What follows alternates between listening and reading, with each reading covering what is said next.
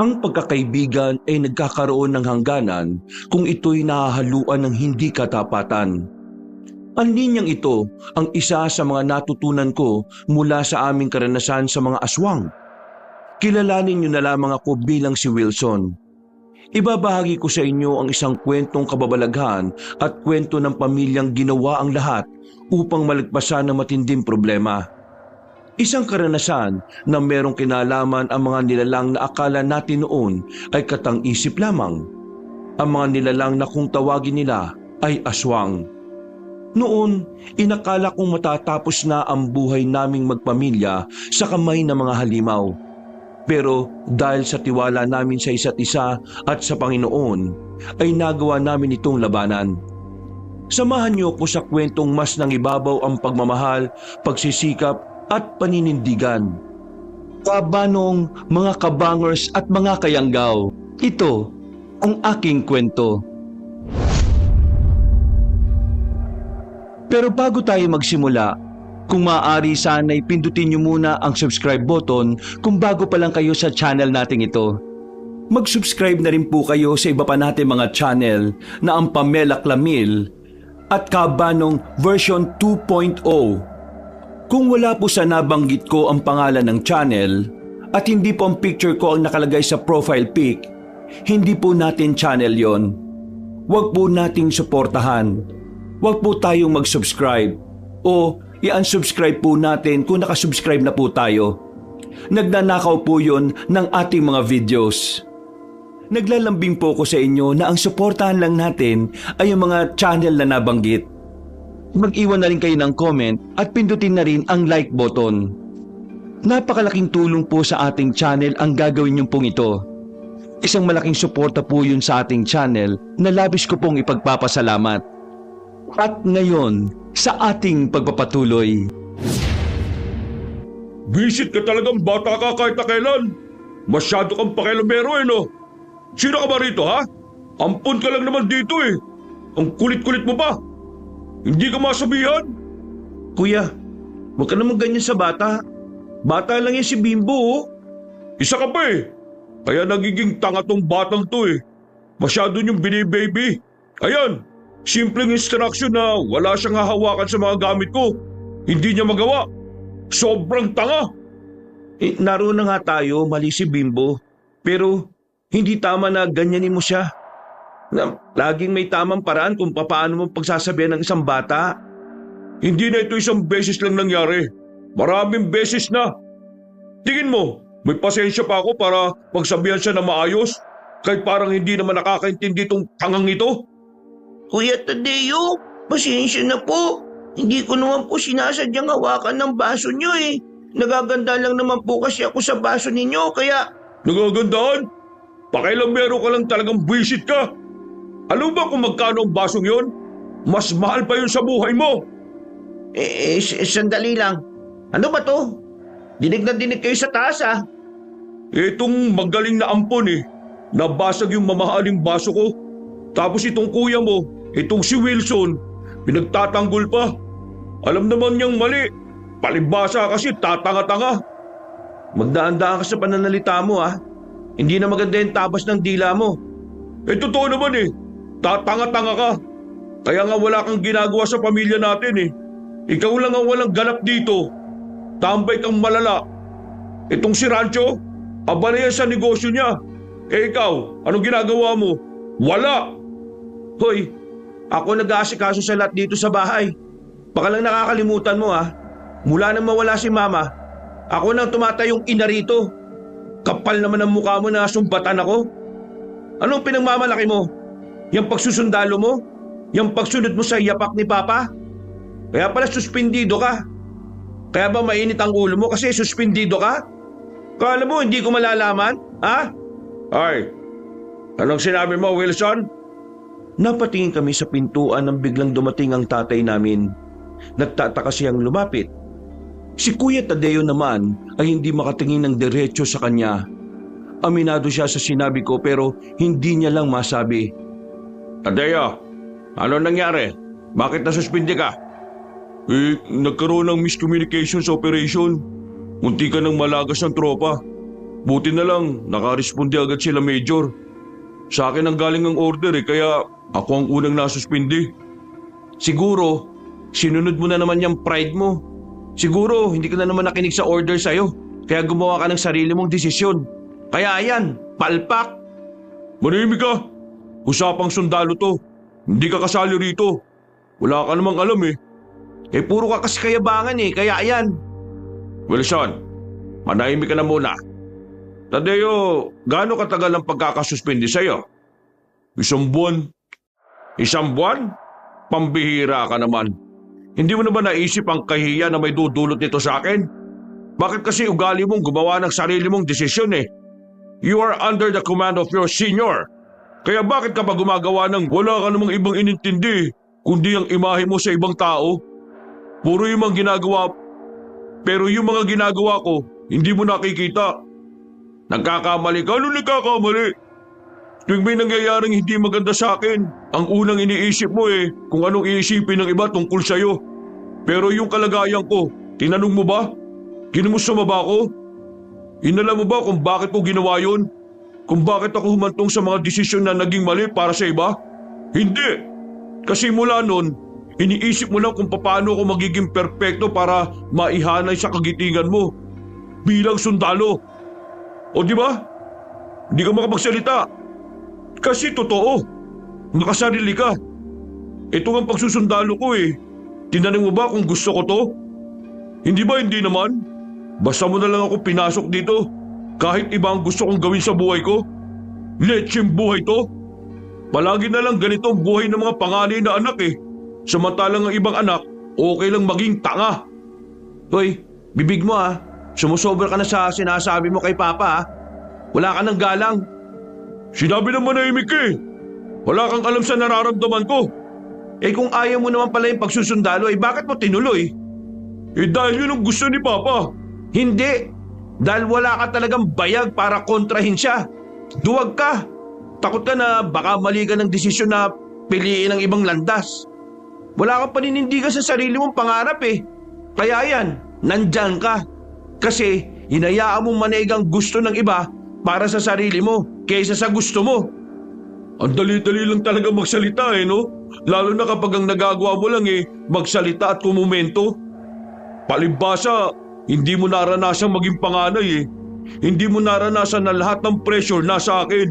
Kasi pangalawa ka lang. Pwede ba? Huwag kang nga magsalita na parang sa ating magkakapatid ikaw lang ang merong pinagdaraanan at parang ikaw lang ang nahihirapan. Tama na yan. Wala namang mangyayari kung nag-aaway-away tayo dito Kung nasuspindi si Kuya Tadeo, ganun talaga. Minsan, may nagagawa talaga tayong hindi umaayon sa panahon. Pero, Kuya Tadeo, tama si Kuya Wilson. Meron din naman kaming pinagdaraanan na hindi nyo nalalaman Kaya sana, wag mong isipin na petiks-petiks lang kami. Kakausapin ko si Major tungkol sa pagkakasuspindi mo. Gagawan ko ng para magmukha na naman akong walang kwenta kasi yung tatay kong umayos ng gusot na nagawa ko. Isipin na naman ng mga kabaro ko na spoiled brat ako, napapasboy ako. Tumigil ka na nga sa kakaepal mo sa karir ko. Hindi porke ikaw ang naglagay sa akin dito, palagi ka na lang nakikialam. Adaya, hindi ko na nagugustuhan yung mga sinasabi mo totoo naman Kahit kailan epal ka, pati buhay ko, epal ka. Hindi na naituloy ni Kuya Tadeo ang kanyang sasabihin nang bigla na siyang suntukin sa mukha ni Papa. Malakas ang pagkakasuntok sa kanya ni Papa. Dahil kahit may edad na ang tatay namin, malakas-lakas pa rin naman ito. Maskulado pa rin ang pangangatawan. Mukha nga lang namin siyang nakakatandang kapatid kapag magkakatabi kami. Naiintindihan ko sa manang loob mo, Tadeo. Pero hindi tama na bastusin mo ako. Kasi kahit kailan, ang tanging nasa isip ko lang naman kung ano ang makabubuti sa iyo. Kung ayaw mong pakialaman kita, ayusin mo ang mga ginagawa mo sa buhay mo. Kasi habang paulit-ulit ka nagkakamali, pinapatunayan mo lang sa akin na parang bata ka pa rin na kailangan ng gabay ng isang magulang. Tumingin na masama si Kuya Tadeo kay Papa. Pero hindi na ito nagsalita. Naglakad na lang ito palabas ng mansyon. Napapuntong hininga naman si Papa. Bigla na lang naiyak si Bimbo. Sa sobrang intense ng sagutan, Nakakalimutan namin na naroon pa pala siya. Kasalanan ko po kung bakit kayo nag-aaway. Kasi po, ampun lang po ako. Yung po ang sabi ni Kuya Tadeo eh. Bimbo, anak, huwag mong intindihin ang Kuya Tadeo mo. Pagod lang ang kuya ninyo, kaya intindihin nyo na lang. Halika Bimbo, doon na muna tayo sa kwarto ko. Umalis si Bimbo at Rancho. Naiwan kaming dalawa ni Papa sa sala. Napaupo na lang kami sa sofa. Parehong bakas sa mukha ang pagkakadismaya. Ikaw naman, hindi mo na sana pinatulan. Inaabutan ko kung anong sinasabi niya kay Bimbo eh. Anong alam ng bata sa init ng ulo niya? Maling-mali siguro na pinasok ko siya sa pagsusundalo. Kasalanan ko kung bakit siya nagkakaganon eh. Pa, matanda na siya nung pinasok mo siya doon. Meron siyang choice. Isa pa, hindi mo naman siya pinilit eh. Siya kasi yung tipo ng tao na hindi nagsasabi kung anong gustong gawin sa buhay. Kaya hindi kita masisisi kung ikaw na mismo nag-isip ng kapalaran niya. Kakausapin ko ang kuya niyo mamaya. Ay, siya nga pala. Kumusta na nga pala si Aling Loring? Makakabalik na ba siya rito sa mansyon? Napasandal ako. Napabuga ng hangin. Naalala ko na naman kasi ang kwento sa akin ng isa naming kasambahay. Hanggang sa sandaling yun kasi, hindi ko pa rin alam kung paniniwalaan ko ang mga nalaman ko. Oh, bakit? Hindi na ba siya babalik? Ano ba talaga nangyari sa anak niya at hindi niya maiwan? Hindi ko po alam kung maniniwala kayo rito pa. Pero ang sabi ni Ate Belen, nakausap niya raw yung kamag-anak ni Aling Luring. Hindi totoong may malubang sakit ang anak niya, kaya hindi na siya makakabalik. Ha? Ano palang dahilan? Yung anak daw kasi ni Aling Luring, may nakain na kung anong pagkain sa isang pistahan sa kanila. Tapos ano? Naging aswang daw yung anak niya. Ha? Sandali. Totoo ba yan? Opo. Sinabi sa akin ni Ate Belen eh. Mamaya kausapin mo siya tungkol doon. Nayanggaw? Po? Ano po yun pa? Wala. Ang sabi ko, kung anong kailangan ni Loring, padalhan natin. Hindi naman na siya ibang tao sa atin eh.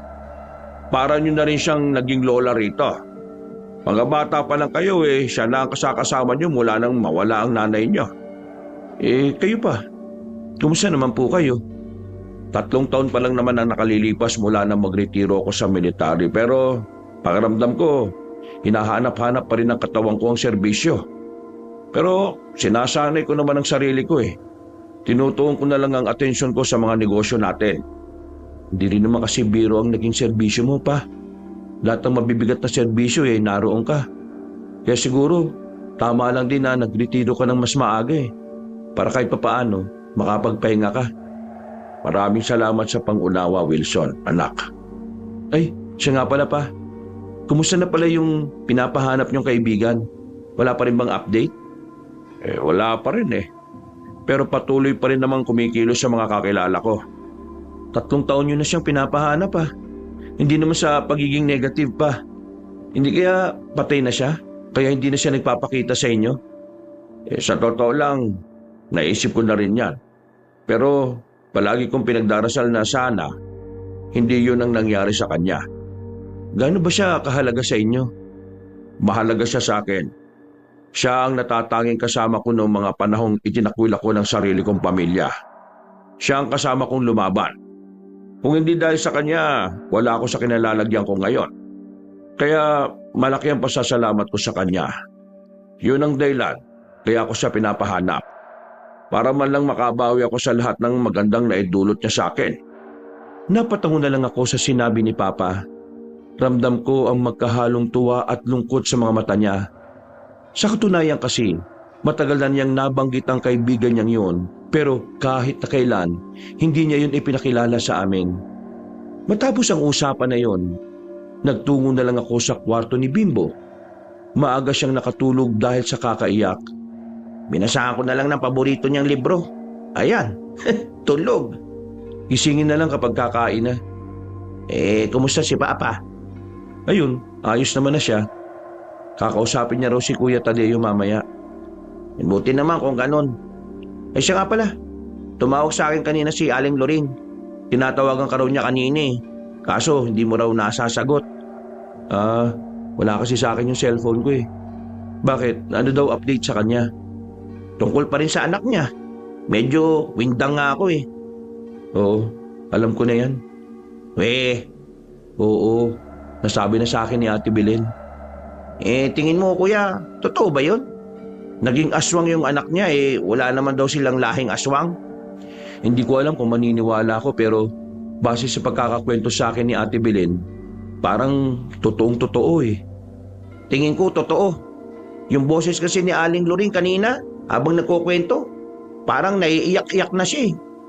Tapos, meron pa akong narinig na parang may asong umaangil, parang halimaw, ganon. Mahirap kasing maniwala kung hindi naman natin nakikita eh. Pupuntaan natin. Oo, pupuntahan namin ni Papa para kumustahin at maghahatid na rin kami ng tulong sa anak niya. Sasama ako. Gusto ko makita kung aswang ba talaga o hindi. Akala ko ba busy ka? Hindi na ako busy. Natapos ko na yung ginagawa ko sa opisina ko. Sige, ikaw bahala. Kinabukasan, 9:00 pa lang ng umaga ay umalis na kami. Bumiyahe kami papunta sa baryo nila Aling Luring. Malayo-layo yun, liblib pa. Kinailangan pa namin maglakad ng kalahating oras bago makarating sa kanila. Nang naroon na kami, inabutan namin si Aling Luring na nasa labas. Pati ang iba nilang kamag-anak ay naroon. Nang tanungin namin siya, ginagamot na raw ng albularyo sa loob ang anak niya. Mula sa labas, naririnig pa namin ng malalakas na pag-angil ng lalaki sa loob. Halos kalahating oras din kaming nakipag-usap kay Aling Luring, pero nagpaalam na rin kami sa kanya matapos may abot ang tulong sa kanila. Natigil na rin ang pag-angil ng anak niya. Grabe, narinig niyo yun? Aswang talaga yun no? Narinig ko pero parang hindi naman aswang eh. Parang kaya rin naman gawin ng normal na tao yung ganong pag-angil. At saka, totoo ba talaga mga aswang? Totoo sila. Ibig sabihin, naniniwala ka sa ganun pa? Maniniwala ba kayo kapag sinabi kong meron kami nakaengkwentro ng mga aswang nung araw? Totoo po, pa? Oo. Pero hindi naman namin sila napuksa. Masyado silang mabibilis at mas kabisado nilang kagubatan kaysa sa amin. Totoo mga aswang. At tingin ko, hanggang sa mga sandaling ito nananatili silang buhay. Nasa mga liblib na lugar lang sila. Hindi ko inakala na isa si Papa sa mga taong nagpapaniwala sa mga kwentong bayan. Kagaya na lang din ng mga tungkol sa aswang. Ang pagkakaalam ko kasi, karamihan sa mga sundalo ay hindi naniniwala sa mga bagay na hindi naman maipaliwanag. Matapos ang ilang oras na biyahe ay nakauwi na rin kami ng mansyon. Inabutan pa namin si Kuya Tadeo sa sala na nag-iinom. Kahit nasa labas pa lang kami, amoy na namin ang alak. Tadeo, pwede ba kitang makausap? Bakit? Ano na naman ang sasabihin mo? Nawala akong kwentang sundalo? Baka sapakin mo na naman ako ha? Bukas na lang kita kakausapin kapag hindi ka na nakainom. Sige na. Uy, Ka Wilson, paglutuan mo nga ako ng pulutan ko. May kasambahay dito, doon ka mag-utos. O di ba sabi mo ikaw ang tumatayong nanay dito sa mansyon? Di ba nga ang nanay pinaglulutuan ng anak? Kaya, Mama, paglutuan mo ako ng pulutan. Ako na lang magluluto. Ano bang gusto mo? Wala naman akong gagawin ngayon eh. Wag, pabayaan mo siyang kumilos. Dapat siyang maya sa inasal niya. Pangani ka pa naman, pero parang mas bata ka pa kay Bimbo eh. Anong sinabi mo? Wilson, sige na. Punta mo na lang si Bimbo. Pababayin mo na at magmerienda na tayo. Nakatingin sa akin ng masama si Kuya Tadeo. Kung wala si Papa, baka nakipagbugbugan na naman siya sa akin. Bumuntong hininga na lang ako. Akala ko kasi ay magkakaroon na naman kami ng problema. Makalipas ang ilang oras, sumapit na rin ang kinagabihan. Nakita kong umalis ng mansyon si Papa. Walang nakakaalam kung saan ang punta niya. Kahit ang sekretary niya ay hindi rin sinabi sa amin. Ilang beses nang ginagawa yun ni Papa. Hindi niya pinapaalam sa amin kung saan siya nagpupunta kapag umaalis siya ng gabi. Pakiramdam ko noon, kinakausap niya si Major para kay Kuya Tadeo. Nang nasa kwarto na ako, bigla na naman bumalik sa isipan ko ang tungkol sa nangyari sa anak ni Aling Loring. Iniisip ko kung totoo ba talaga ang aswang. Kapag inaalala ko ang angil ng anak niya, ang unang pumapasok sa isipan ko ay halimaw. Natulog na lang ako noon. Nagising ako bandang 3:00. Kakarating lang ni Papa. "Oh, sobrang late ka na yata pa. Saan ka ba galing?" Diyan lang, sa isang kaibigan. Hindi na ako masyadong nag-usisa pa kay Papa dahil mukha na rin siyang pagod. Bumalik na lang din ako sa pagtulog noon. Kinaumagahan, naging abala ako sa pag-aasikaso ng mga bagong kagamitan sa mansyon. Pagdating naman ng kinahapunan, umalis ako kasama si Bimbo. Nagsimba kaming dalawa. Nakaugalian na rin namin kasi yon tuwing linggo. "O Bimbo, may natutunan ka ba sa misa kanina?" Wala po. Inantok po kasi ako, kuya eh. Pambira ka, talagang bata ka oh. Di bang sabi ko sa'yo, dapat pinakikinggan mo yung sinasabi ng pare. Kasi kuya, inaantok po talaga ako eh. Oras po kasi ng tulog ko sa hapon. Sus, nagdadaylan ka pa. Sa susunod kapag sinama kita ulit dito ha, dapat makikinig ka na. Naintindihan mo ba ako? Opo, sige po. Nang makabalik na kami sa sasakyan, napukaw ako ng tanong sa akin ni Bimbo. Nilingon ko muna siya bago ko tuluyang paandarin ang sasakyan. Kuya, may mga nakita po kong libro sa kwarto ni Papa. Mga libro po na nakakatakot. Bakit po may ganun si Papa? Di po bang sabi niya, hindi naman siya nagbabasa ng mga nakakatakot? Ha? Anong libro? Baka naman ibang libro yun. Basta nakakatakot yun, kuya. Tapos, meron akong nabasa na nakalagay aswang po. Ano? Aswang? Si Papa, nagbabasa ng tungkol sa aswang. May sinasabi ka, kuya? Ha? Wala. Sabi ko, uuwi na tayo. Naging maayos naman ang buong maghapon namin. Himala rin na walang ginawang gulo si Kuya Tadeo. Kinahapunan, makakaharap na kami sa hapagkainan. Tahimik lang kami kumakain nang biglang magsalita si Bimbo.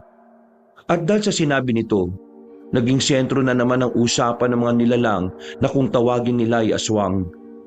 Papa, nakita ko sa kwarto mo. Meron ka pong libro na tungkol sa mga aswang. Mahilig ka po bang magbasa ng ganon? Di po ba ang sabi nyo, hindi kayo nagbabasa ng mga nakakatakot? Ikaw talaga. Sinabihan na kita na huwag kang papasok sa silid ko hanggat walang permiso mula sa akin ha. Pasensya na po pa. Nakita ko lang naman po kasing nalaglag sa say kaya kinuha at binasa ko po. Libro yon ng isang kaibigan. Ibinigay sa akin. Hindi ako nagbabasa ng ganon pero alam ka namang hindi ko tanggapin, nakakahiya. Ikaw Bimbo wag mo nang uulitin yon. Kapag hindi ka pinapapasok, wag kang papasok. Umuuna lang si Bimbo. Napapailing na lang din ako noong mga sandaling yon. Ang akala ko, magiging payapa lang ang hapunan na yon. Pero hindi pala. Kinausap ko si Major kanina. Ang sabi niya, babawasan niya raw ng ilang araw ang pagiging suspendido mo. At anong gusto mong gawin ko? Pasalamatan ka? Ano ba dapat? Manahimik ka. Di ka kasali sa usapan. Usapan ng mga sundalo to. Kuya, wag ka na munang makisabat. Hayaan mo na muna sila. Bakit mo ginawa yun? Para mas madali ka makabalik sa serbisyo. Hindi mo ba naisip ang sasabihin sa akin ng mga kabaro ko? Napakadaya mo rin no? Pag ikaw, dapat isipin ko yung imahe mo.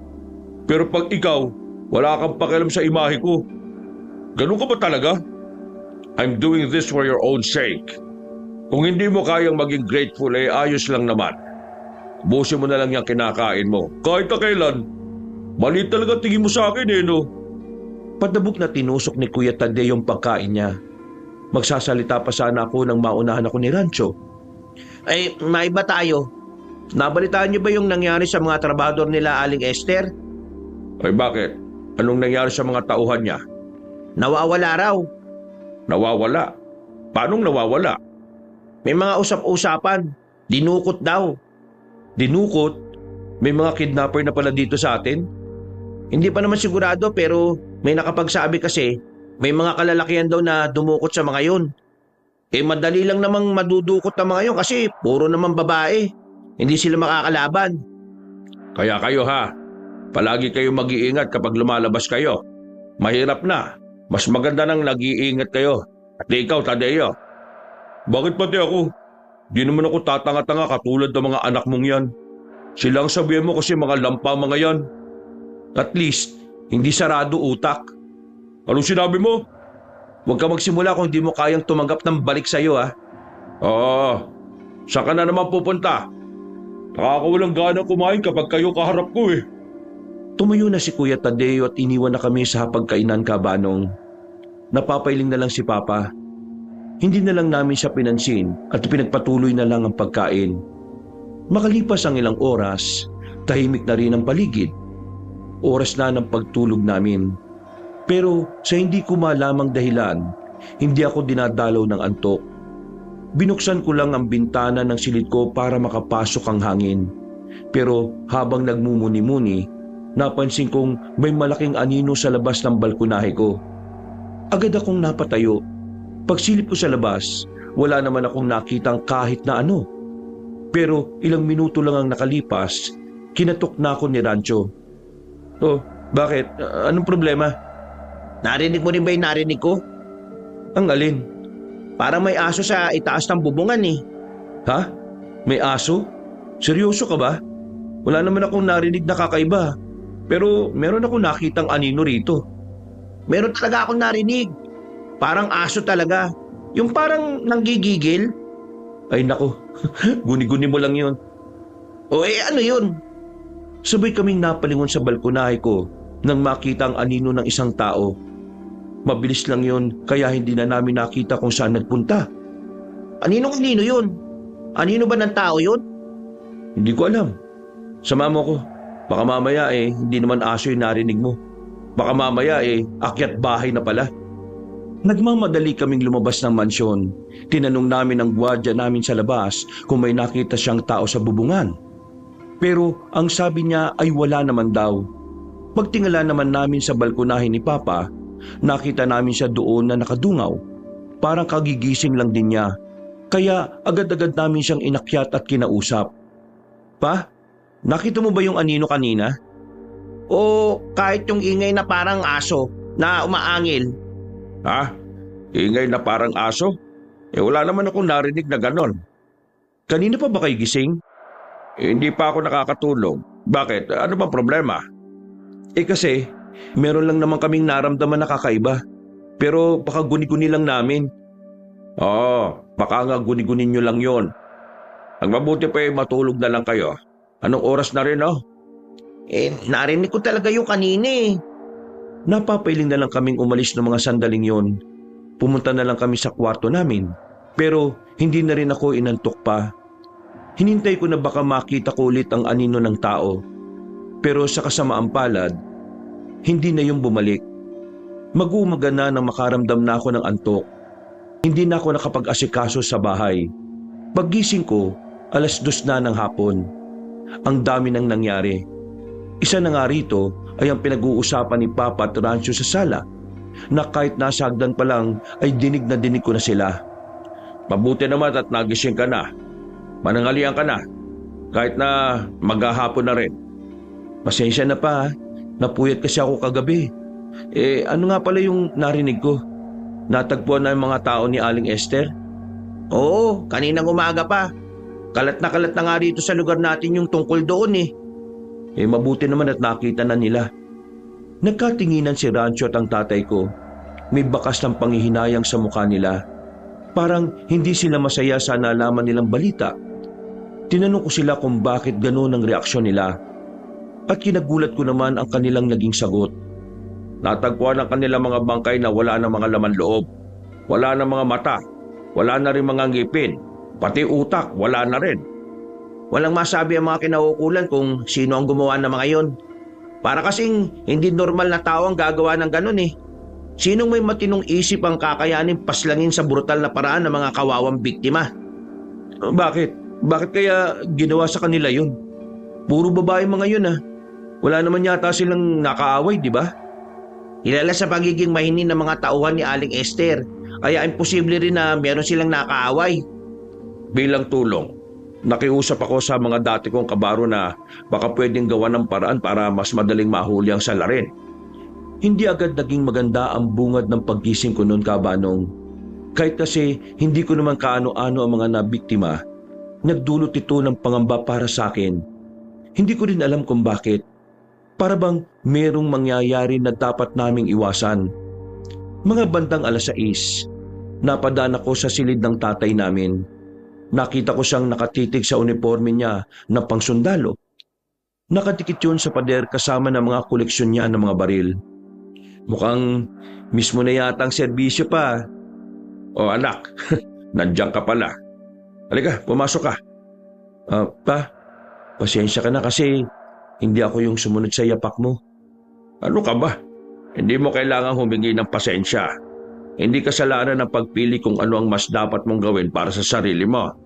Kaya nga, nakukonsensya ako para sa Kuya Tadeo mo eh.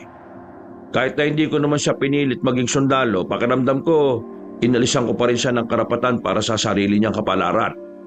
Pero hindi naman siya tumanggi, kaya wala kang kasalanan dun pa. Ang kasalanan ko ay yung hindi ko pinaramdam sa kanya na pwede niyang piliin kung ano man ang gusto niya. Kaya yun, akala niya wala siyang karapatan sa sarili niyang buhay. Akala niya, ako ang masusunod sa dapat niyang tahakin. Kaya na mag-alok ako sa kanya na maging sundalo, hindi siya nagdalawang isip na tanggapin yon. Siguro dahil na rin sa hiya. At dahil na rin siguro iniisip niya na kapag wala ang naging sundalo sa pamilya natin, isa yung malaking kahihiyan para sa akin. Nakikita ko ang effort na ginagawa ng kuya mo. Alam kong nahihirapan na siya sa bagay na hindi naman niya gusto una pa lang. Anong balak niyo ngayon pa? Kakausapin ko ang kuya mo at sasabihin ko sa kanya na bahala na siya kung anong buhay ang gusto niya.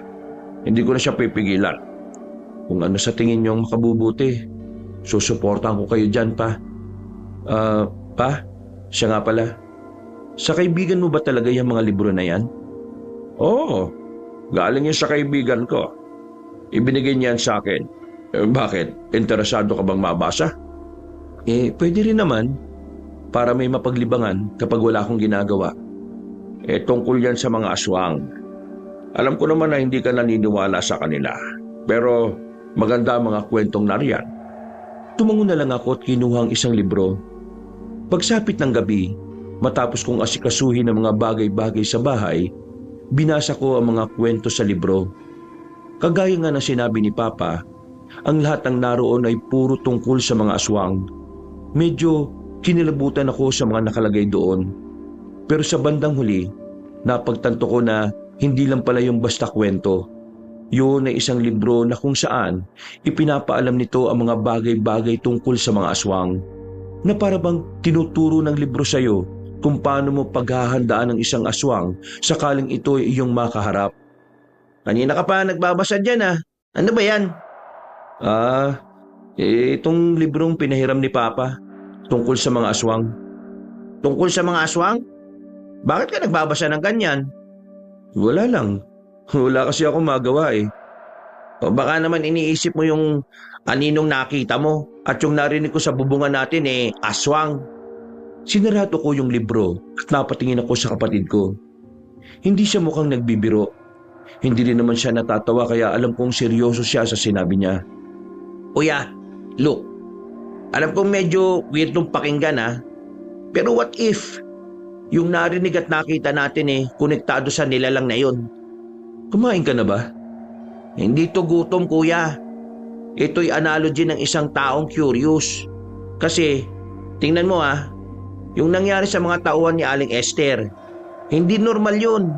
Hindi taong gagawa nun. Pero paano kung aswang? Di ba nagme-make sense? Kasi kung aswang ang gumawa nun, hindi malabong aswang din ang narinig at nakita mo. Sige na nga. Sabihin na nating totoo yung aswang na sinasabi mo. Pero ano naman kaya ang dahilan? Bakit niya tayo aaswangin? Exactly. Ha? Exactly. Hindi natin alam. Kagaya na lang ng nangyari sa mga tauhan ni Aling Esther. Inaswang sila nang hindi alam ng lahat ng dahilan. Ang pinupunto ko, kuya, kung ano man ang dahilan ng mga aswang, isa lang ang pwedeng idulot nun sa mga tao. Kapahamakan. Ang sinabi ni Rancho ay saktong-sakto sa sinabi ng bida sa nabasa kong kwento. Kaya kahit papaano, sumang-ayon ako sa kanya. Pero sa kabilang banda, hindi ko pa rin makumbinsi ang sarili ko na baka nga aswang ang umaligid sa bahay namin. Pero dahil hindi ako naniniwala hanggat hindi ko nakikita, hindi agad ako nakumbinsi ni Rancho.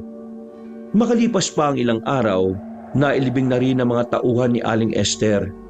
Isa kami sa pinakamahalagang bisita roon. Hindi naman sa pagmamayabang, pero kilala kasi ang ama namin dahil dati siyang major sa kanilang serbisyo noon.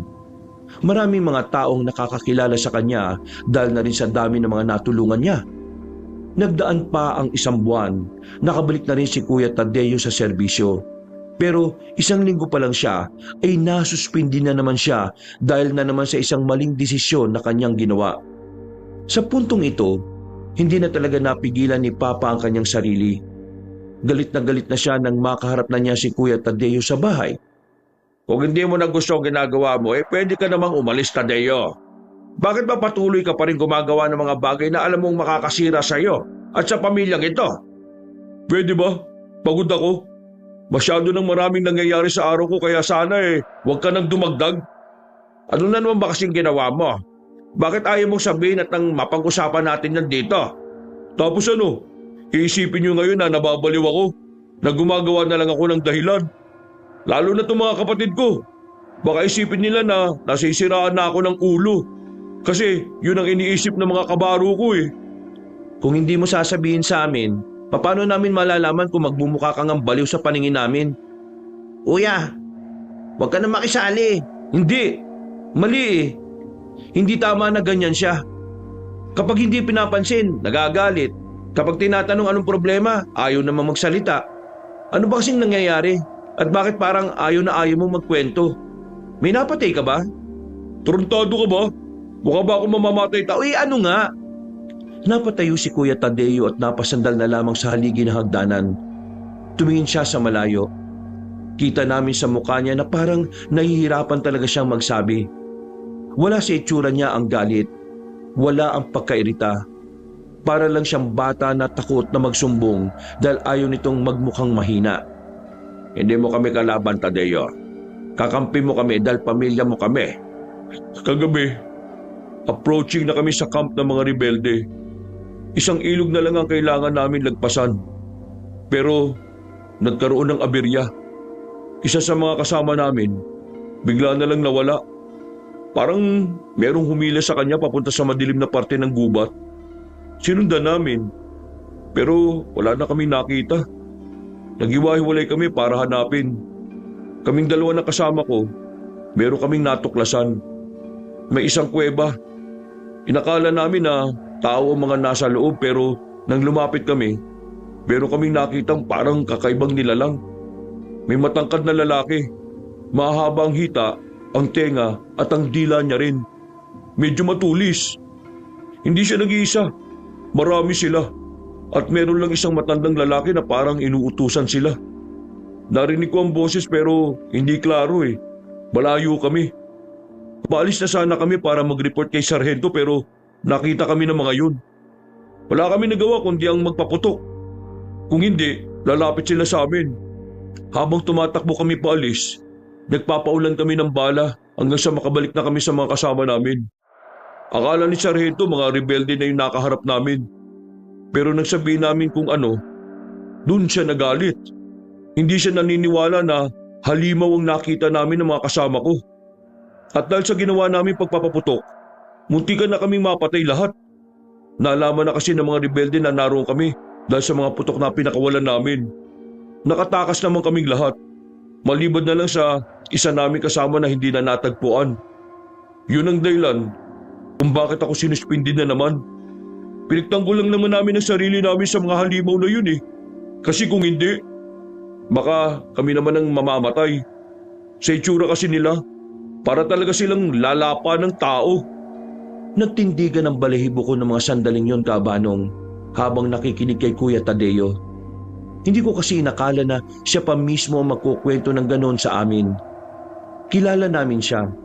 Hindi siya naniniwala sa mga kwentong bayan. Pareho kami ng pananaw pagdating doon. Teka. Sinasabi mo na hindi tao nakita ninyo? Anong eksaktong itsura nila? Parang tao rin eh, pero may kakaiba lang sa kanila. Kagaya ng mga nasabi ko kanina. Pero ang pinaka napansin ko sa kanila, ang bibilis nila. May tumatalon, may gumagapang. Aswang. Aswang? Paano ko nasabing aswang yun, pa? Nasabi ko na sa inyo na noong araw, meron kami mga nakainkwentro mga aswang.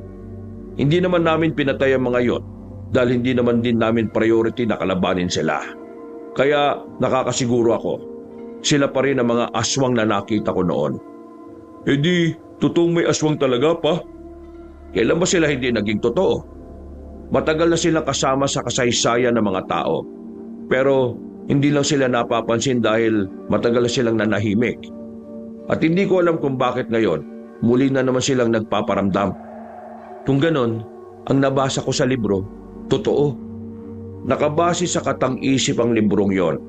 Pero ang mga detalye, mga impormasyon na nilapat sa binasa mo, ay nakabase lahat sa totoong pag-aaral tungkol sa mga aswang. Kung ganon, isa talaga silang malaking banta. Lalo na ngayon, may hinahinala na mga aswang ang pumaslang sa mga tauhan ni Aling Esther. Buisit. Hindi ko na alam ang gagawin ko eh. Ang dami ko lang iniisip, dumagdag pa yung lintik na aswang na yan. Anak, umalis ka na sa pagsusundalo. Oh, hindi ba't hindi naman yan ang gusto mo? Ngayon, pinapayagan na kitang piliin ang gusto mong piliin. Hindi makapaniwala si Kuya Tadeo sa kanyang narinig kaya walang salita na lumabas sa kanyang bibig. Pero kitang-kita namin sa mukha niya ang kakaibang saya na kanyang nararamdaman. Hindi niya lamang ito pinapahalata sa amin. Kung ang pagiging suspendido mo ang magiging dahilan kung bakit hindi ka na makakabalik, tatanggapin ko. Patawad at dapat matagal ko na itong ginawa. Bakit? Bakit mo itong ginagawa? Dahil ayaw ko mabuhay ka sa mundong hindi ikaw ang pumili. Maya-maya, may tumunog na cellphone. Uy, si Aling Loring, tumatawag. Sinagot ni Rancho ang tawag ng dati naming kasambahay. Unti-unting nagbagong reaksyon sa mukha ni Rancho. Namutla. Nagpakita ito ng pagkabahala. Habang kami naman, nagtataka at nag-aabang sa kanyang sasabihin. Nang matapos ang kanilang usapan, napopo si Rancho. Anong problema? Magsalita ka. Pa, yung anak ni Aling Loring, hindi pa pala gumagaling. May mga pumunta ro sa bahay nila. Grupo na kalalakihan na nakakatakot daw ang muka. Tapos, yung anak niya, kusang sumama sa mga yon. Pa, sabi ni Aling Loring, mga aswang daw ang mga yon. Lintik sila. Gumagawa na talaga sila ng hakbang ah. Mga hakbang? Magdala ka ng tao sa area nila Loring. Baka saktan ng mga aswang na yun ng mga kamag-anak niya. Bakit ba kasi biglang nabuhay yung mga lintik na aswang na yan eh? Nanggugulo sila eh. Hindi lang sila basta nanggugulo. Pumapatay sila. Sa mga sinabi at pinakita ni Papa sa amin, unti-unti kong naintindihan na parabang marami talaga siyang nalalaman tungkol sa mga aswang. Nagkaroon tuloy ako ng ideya na baka meron talagang hindi sinasabi ang tatay namin. Dumaan na mga araw, kapansin-pansin na palaging wala si Papa sa bahay. At madalas siyang umaalis ng mansyon kapag gabi kasama ang driver niya. Isang gabi, wala na naman siya sa amin kaya naisipan kong pasukin ang silid niya. Lahat naman ng kwarto sa mansyon namin ay meron akong kopya ng susi. Pagpasok ko, tiningnan ko kaagad ang cabinet ni Papa. Sa totoo lang, hindi ko rin talaga alam kung ano ang hinahanap ko. Ang gusto ko lang noon, alamin kung meron nga ba talaga siyang tinatago sa aming magkakapatid. Wala akong nakita sa cabinet. Pumunta ako sa damitan niya. Meron akong nakaparoon. Isang libro na naman, pero kulay brown. Pagbuklat ko, nakita ko roon ang lumang larawan. Siya ang naroon at ang isang lalaking hindi pamilyar sa akin. Pagbasa ko sa likod ng larawan, nalaman ko na yung pala ang kaibigan niyang matagal na niyang pinapahanap. Tiningnan ko pa ang ibang pahina. At ang nakita ko naman, mga larawan ng halimaw, mga aswang, na parang nakunan pa sa gitna ng kagubatan. Noong mga oras na yon, napatanong na ako sa sarili ko, bakit mukhang interesado si Papa sa mga aswang? Hindi pa ako nakontento. Naganap pa ako ng mga bagay-bagay hanggang sa maisipan ko na lang na mapunta sa ilalim ng kama niya. Meron ako nakita roon na mahabang kahon. Hinila ko yun at binuksan. Ano to mga to? Hindi naman to pang sundalo ah. Mga kagamitan na malayo sa pagiging miyembro ng militar ang naroon. Nakita ko roon ng isang mahabang espada na may kalumaan na. Kinakalawang na nga ang hawakan nito. Meron din akong nakitang mga latigo at mga punyal na parang hindi pa nagagamit. Dahil sa mga nakita kong gamit, isang ideya ang nabuo sa utak ko. May alam si Papa sa mga nangyayari ngayon.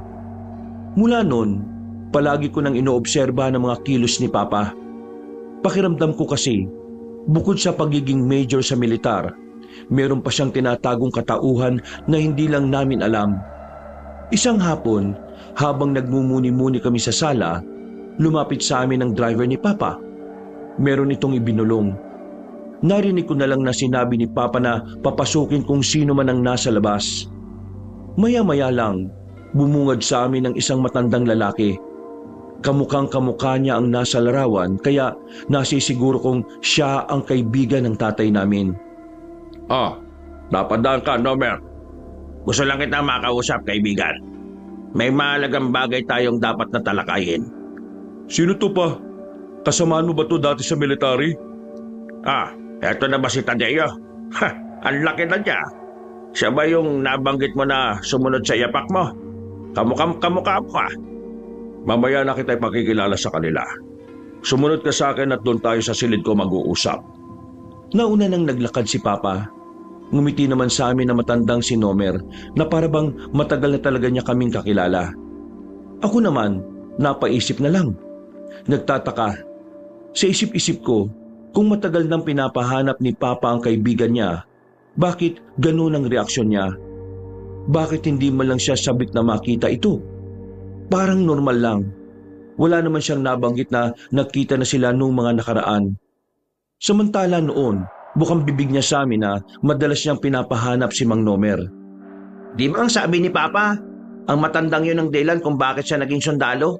Ibig sabihin, nahanap na pala talaga niya ang kaibigan niya. Oo, nahanap na niya. At wala siyang sinabi sa atin. Sandali lang ah. Saan ka pupunta? Kita mong may bisita eh. Magpapahinga lang ako sa kwarto ko. Hindi naman ako aalis. Pero ang totoo, pakikinggan ko kung anong pinag-uusapan ng dalawa. Mabilis akong umakyat. Habang walang nakakakita, dinikit ko ang tenga ko sa pintuan ni Papa. Ikaw ang unang hindi tumupad sa usapan, Nomer. Ang sabi mo magbabago ka na. Ang sabi mo, payapang buhay na ang tatahakin mo. Pero anong nangyari? Wala. Matapos mong mawala ng ilang taon, malalaman ko na ito ang ginagawa mo. May dinadamay kang mga tao. Dahil kailangan naming mabuhay, Arturo. Hindi kami kagaya mo na kaya niyong maisalba ang sarili niyo gamit lang ang pera at yaman.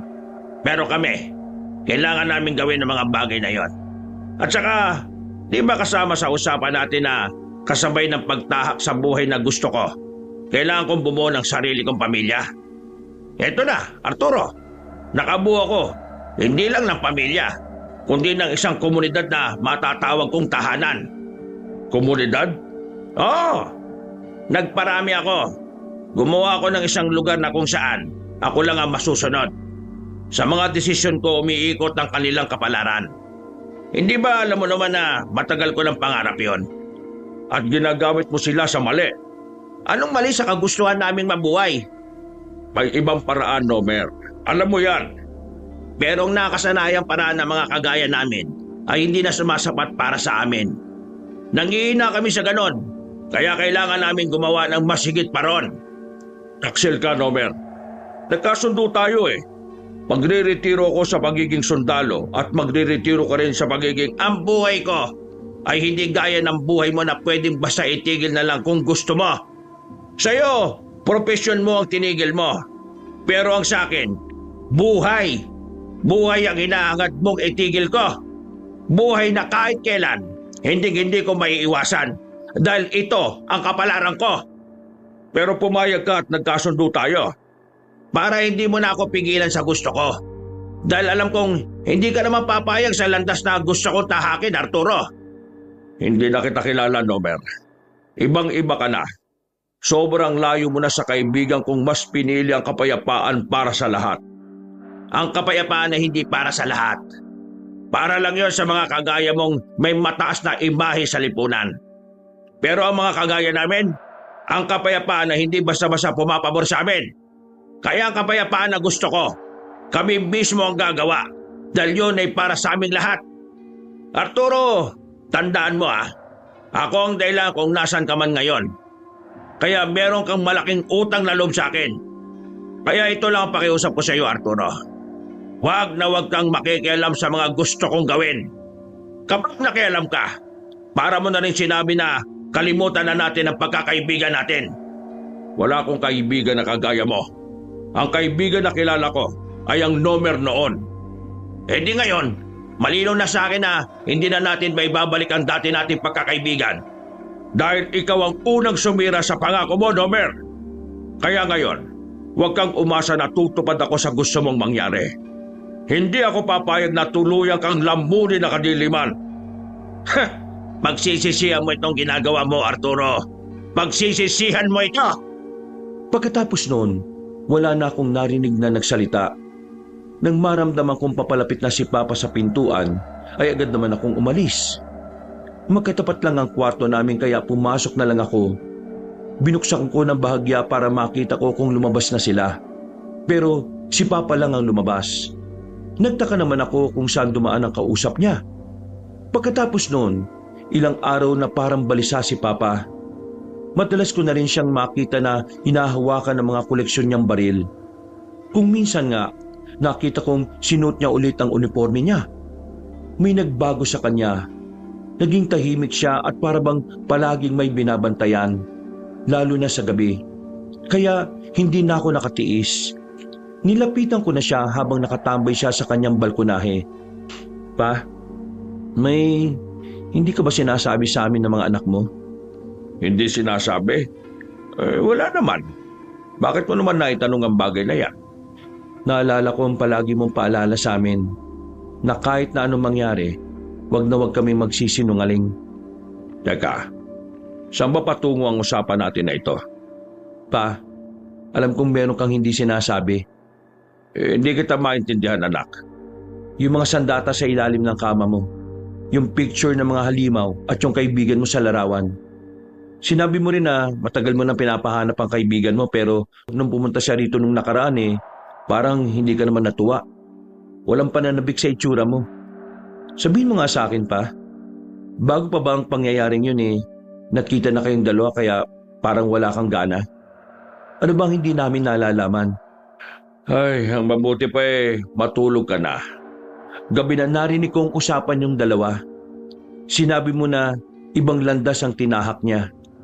At parang sinabi mo na may ginagawa siyang kasamaan. Pa, magsabi ka na ng totoo. Nag-aalala ko na baka meron nang nangyayari na hindi namin alam. Baka sakalang namin maalaman kapag napahama ka na. Napapuntong hininga na lang si Papa at napayuko. Ramdam ko ang kabigatan sa kanyang kalooban. Sandali siyang lumagok ng kape at tumingin sa malayo. Ay nako, matalino ka talaga kahit na kailan. Sa lahat ng anak ko, ikaw ang palaging nakakaalam kapag meron akong itinatago.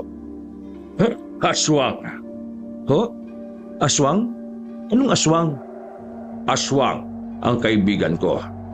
Casual lang ang pagkakasabi niya kaya akala ko ay hindi siya seryoso. Nagawa ko pa siyang tawanan. Pero nakita ko sa mukha niya na parang hindi naman siya nagbibiro. Kaya naman kinabahan na ako ng bahagya.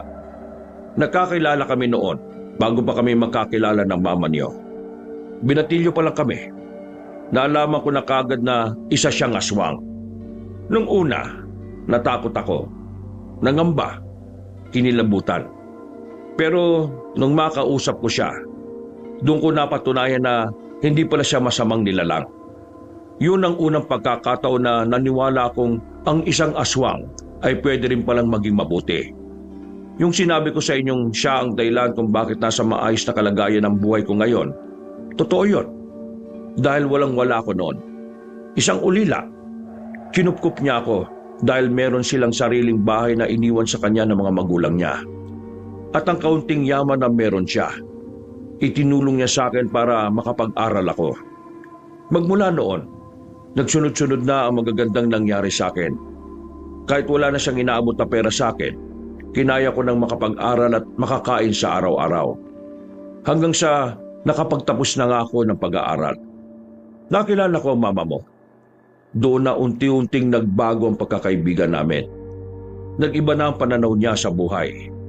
Nagsimula na siyang mambiktima ng mga tao.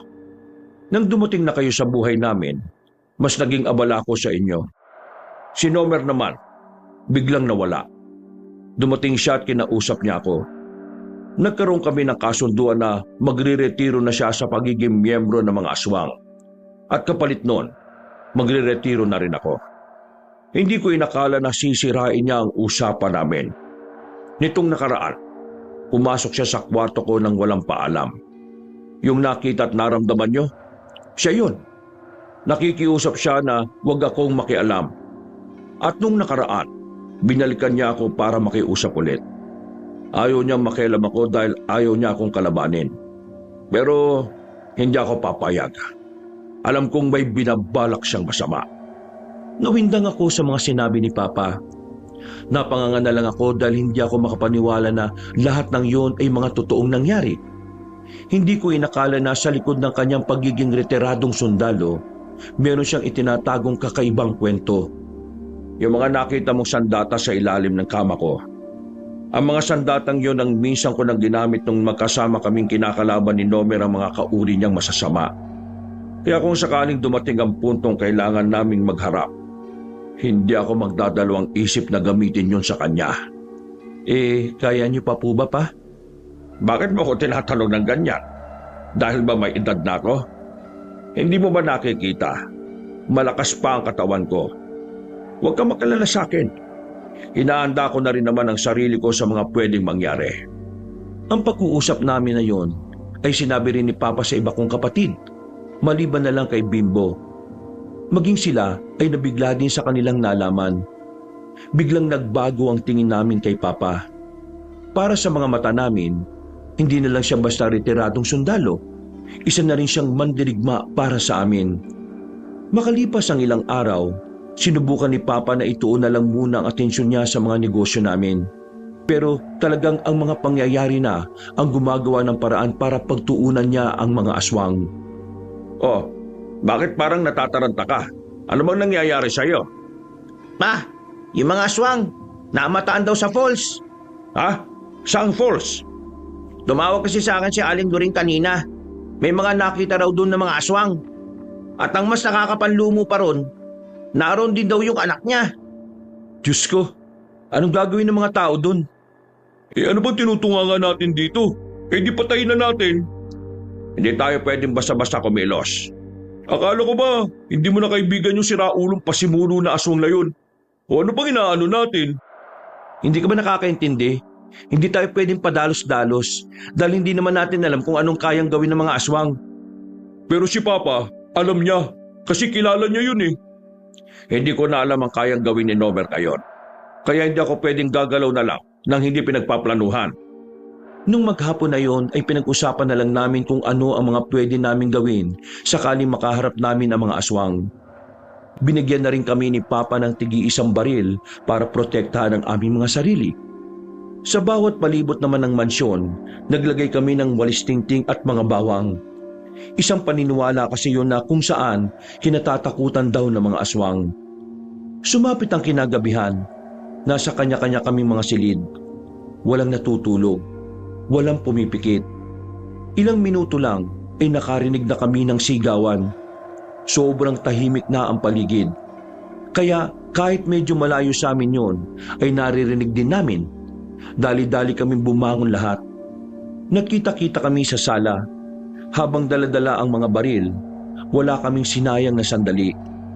Lumabas kami ng bahay at tinungo ang kinaroroonan ng mga nag-iingay. Pagdating namin doon, nakita namin ang 3 aswang na pilit binubuksan ang pintuan ng isang bahay. Habang ang mga tao naman sa loob ay iyak ng iyak at sigaw lang ng sigaw. Wala silang magawa, kaya naman hindi na kami nagdalawang isip pa na paputukan ng mga yon. Niratrat namin ang bala. Tinamaan naman sila pero hindi agad namatay kaya nakatakas pa. Tadeo, Rancho, check nyo yung mga tao sa loob. Wilson, tara, samahan mo ko. Hahabulin natin sila.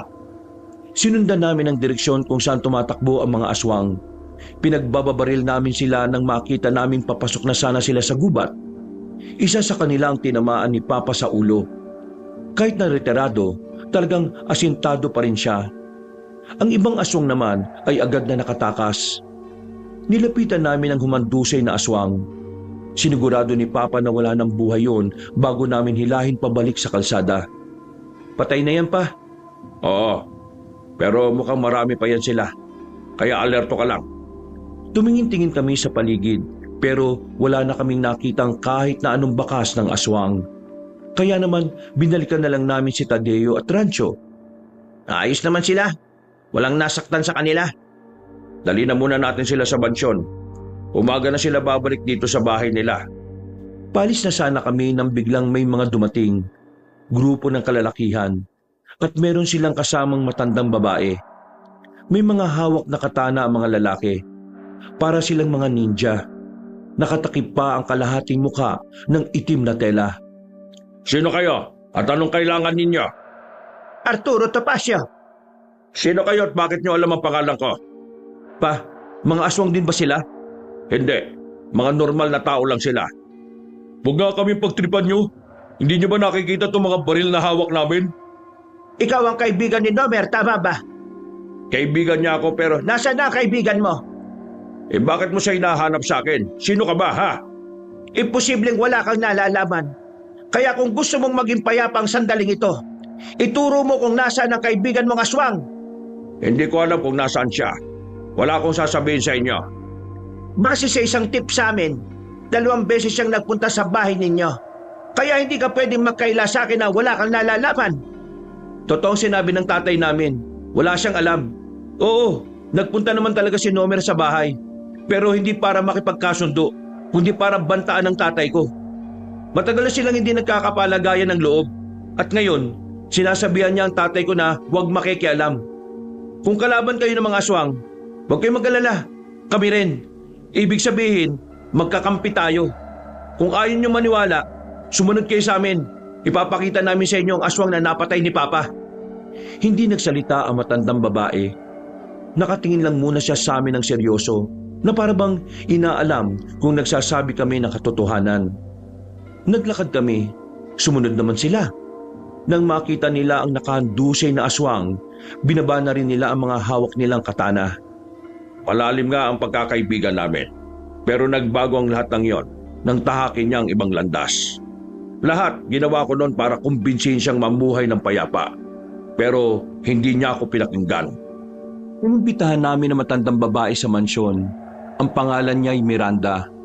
Pinuno ng mga manunugis na matagal nang hinahunting ang mga aswang. Lalong-lalo na si Mang Nomer. Isang malaking katangahan na umasa kang may aswang na kayang maging mabuti habang buhay. Hindi mo alam na habang tumatagal ang buhay ng aswang, panipis ng panipis ang utak nila bilang kahawig ng tao. Kaya ngayon ay lumalabas na ang tunay niyang kulay. Sabihin niyo sa akin, gaano na ba kalala ang problema natin sa mga aswang? Malala na. Sobrang lala na. Nakakuha kami ng impormasyon na nakagawa na rin sila ng kanilang sariling lugar. Pero hindi pa namin alam kung saan ito. Kaya nga inuunti-unti namin ang paghahanap sa kanila. Pinupuntahan namin ang mga lugar na madalas dalawin ng mga aswang. Miranda, gusto kong makipagkaisa sa inyo. Gusto kong pigilan si Nomer sa mga masasama niyang balak. Payag akong sumama ka sa laban na ito. Total, may karanasan ka na rin naman sa pagpaslang sa kanila. Pero sa isang kondisyon. Anong kondisyon? Ko ang masusunod sa lahat ng mga dapat gawin. Desisyon ko ang susundan at pakikinggan dahil ako ang mas nakakaalam kung paano sila uubusin. Di ang magiging labas niyan. Magiging puppet kami sa inyo, ganun ba? Magkaiba ang puppet sa taong mayroong sinusundang patakaran. Ang puppet ay walang utak at gumagalaw lamang siya kung papaano siya minamanipula.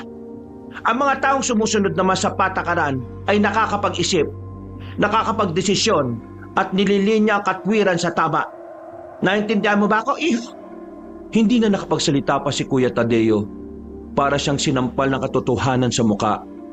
Pakiramdam namin ay napahiya siya at nakahanap ng kanyang katapat. Sige, papayag ako sa gusto mo. Sabihin mo lang kung ano ang mga dapat kong gawin.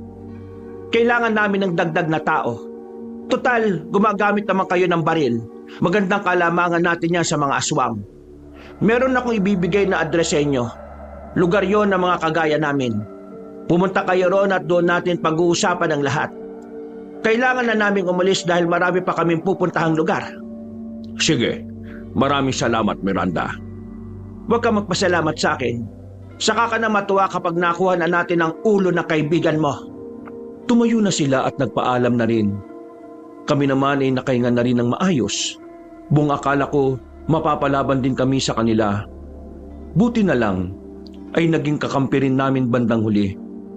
Pero kahit na ganoon, hindi pa rin nakakampante ang kalooban ni Papa. Mabangis ang mga aswang, malalakas, kaya hindi namin sila dapat minamaliit. Kinabukasan, maaga kaming umalis para puntahan ang lugar nila Aling Miranda. May kalayuan yun kaya magtatanghali na kaming nakarating doon. Pagpasok namin sa baryo nila, ay agad kaming sinalubong ng mga taga roon. Mainit ang pagtanggap nila sa amin. Dinala nila kami sa harapan ng bahay ni Aling Miranda. Pagdating namin sa kanyang bakuran, isang aswang na nakagapo sa haligi ng bahay ang aming inabutan. Hindi agad kami lumapit magkakapatid. Natatakot na baka bigla na lang kaming masakmal. Maligayang pagdating, Arturo. Siya nga pala, ang nakikita nyo ngayon ay ang bukod tanging aswang na nahuli namin. Pinipilit namin siyang magsalita pero wala siyang sinasabi kung nasaan si Nomer. Ano pong gagawin niyo dyan kapag ayaw magsalita? Ano pa ba? Di susunugin. Nang marinig yun ng aswang, ay bigla itong nawala. Pero dahil masyadong mahigpit ang pagkakagapos nito, ay wala rin naman itong nagawa. Isinama kami ni Aling Miranda sa loob. Pinakita niya sa amin ang ilang mga kagamitan nila na matagal na nilang ginagamit kontra sa mga aswang. Pagkatapos, kinausap na rin nila kami tungkol sa gagawing mga plano. Mahusay matanda pagdating sa paggawa ng mga hakbang. Sinamaan pa ito ng pagiging sundalo kung mag-isip ni Papa. Mga bandang hapon, nabuo na ang mga dapat naming gawin. Bago rin kami umuwi, inabutan niya rin kami ng mga kagamitan na pwede naming gawing alternatibo kapag naubusan na kami ng bala. Dakong 4:00 na ng hapon nang makarating kami ng mansyon. Nakakasabik na nakakakaba yung gagawin natin. Pero kumpara naman to sa ating lahat bakit hindi, di ba? Sigurado ka bang mapagkakatiwalaan yung matandang yun, Pa? Oo naman. Magaan ang kalooban ko sa kanya. Kaya nakatitiyak ako na makakatulong siya sa atin. Sigurado kapag nalaman ni Mang Nomer na nakikipagtulungan ka sa kalaban nila, malalagay na sa alanganin ng buhay natin, Pa. Paano si Bimbo? Ampun lang naman yun kaya ayos, ampon o hindi. Pamilya natin si Bimbo. Kaya hindi ka dapat magsalita ng ganyan. Akong bahala sa kanya. Bukas, darating ang iba ko pang mga tao para magbantay dito sa mansyon. Mabilis na sumapit ang kinagabihan. Tahimik na naman ang buong paligid. Pero ang katahimikan na yon ay hindi kapayapaan ang nararamdaman namin. Nagdudulot ito ng pangamba. Dahil sa bawat maririnig naming kaluskos, pakiramdam namin ay may mga aswang na bigla na lamang aatake sa amin. Oh, bakit? Sino yung lalaki sa labas? Lalaki sa labas? Kinuha ko ang baril ko sa kama. Pumunta kami ng sala. Pagsilip namin, binatukan ko si Rancho. Sira ulo, si Mang Dencio yan yung gwardiya natin. Angit! Hindi yan! Ayun Tinuro naman ni Rancho ang kaliwang banda kung saan malapit doon ang garden namin. Nakita namin ang isang lalaki nakaupo sa itaas ng pader. Hindi na ako nakatiis. Matapang akong lumabas. Habang si Rancho naman ay ginising na sila Papa. Nilapitan ko ang lalaking nakaupo, pero agad din naman siyang nawala. Pinagalitan ko ang gwardiya dahil pakiramdam ko, hindi niya nagagawa ng maayos ang kanyang trabaho. May nakita na kaming ibang tao dito pero ikaw, Hindi mo man lang napansin? Paano kung aswang yun, ha?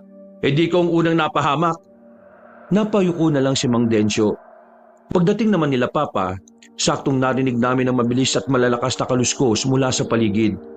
Naalarma na kami. Alam namin na sa mga sandaling yon, nasa panganib na talaga ang aming mga buhay. Densyo, dali mo si Bimbo sa mage quarter. Kaming bahala rito. Nagmamadaling umalis ang gwardiya namin para kunin si Bimbo. Maya-maya pa, meron na kaming narinig na babaeng sumisigaw sa labas. Lumapit siya sa gate. Pagtingin namin sa kanya, gulo-gulo ang buhok niya. Wala rin siyang suot na tsinelas. Pakiusap! Buksan niyo ang gate! Pakiusap! Maabutan na nila ako! Pa, anong gagawin natin? Papapasukin ba natin yan? Hindi natin sigurado kung aswang ba yan o hindi. Kaya wag! Sige na, nagmamakawa ako sa inyo. Hinahabol nila ako. Ayoko pang mamatay. May 2 akong anak. Kawawa naman sila kung mawawala ako. Ngawa niyo na. Hindi na nagdalawang isip pa si Papa na papasukin ng babae nang marinig na namin ang nakakakilabot na angil na mga yon. Takot na takot ang babae. Namumutla ang muka at nanginginig pa ang mga kamay. Pinaupo na muna namin siya sa gilid. Habang kami naman ay hinihintay lang na lumitaw ang aswang sa gate. Kahit na anong mangyari, huwag kang lalabas ha.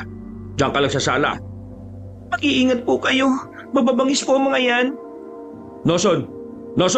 Wala naman ah. Manahimik ka nga. Walang may tutulong yung mga sinasabi mo eh. Mag-focus nga kayo. Ayan na sila.